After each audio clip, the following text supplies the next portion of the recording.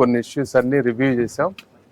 ఇది follow up meeting. ఈ follow up మీటింగ్లో ఎక్కడెక్కడ వరకు ఇష్యూస్ రిజాల్వ్ అయినాయి, ఏవి రిజాల్వ్ అవ్వలేదు, ఎందుకు రిజాల్వ్ అవ్వలేదు, జనరల్గా ఒక అకౌంటబిలిటీ క్రియేట్ చేసే విధంగా అందరం కలిసి రివ్యూ చేసాం. సపోజ్ ఎగ్జాంపుల్ మీకు 1-2 ఇవన్నీ డీటెయిల్స్. ఇప్పుడు సిటీ స్కాన్స్ 2 ఉంటే అవి పనిచేసేవి కాదు. ఒకటి ఆల్రెడీ పనిచేస్తుంది, ఇప్పుడు రెండోది కూడా ఇంకో 2 డేస్లో పనిచేస్తుంది. వాళ్ళకి బ్లడ్ బ్యాంక్లో కొన్ని యూనిట్ ఎక్స్ట్రా ఎక్విప్మెంట్ కావాలి, ఒక 10 lakhsవి. ఇవి సిఎస్ఆర్ ఫండ్స్లో మనం ఎలా ఇవ్వగలం. అదేవిధంగా కామన్గా కంప్లైంట్స్, పేషెంట్స్ అందరూ కూడా కంప్లైంట్స్ ఎలా ఇవ్వాలి అంటే ఒక ఎనానిమస్ ప్రాసెస్లో కలెక్టర్ గారు మాత్రమే ఓపెన్ చేసే విధంగా కొన్ని ఎక్కడికక్కడ బాక్సెస్, కంప్లైంట్ బాక్సెస్ అన్నీ పెట్టమని చెప్పాం.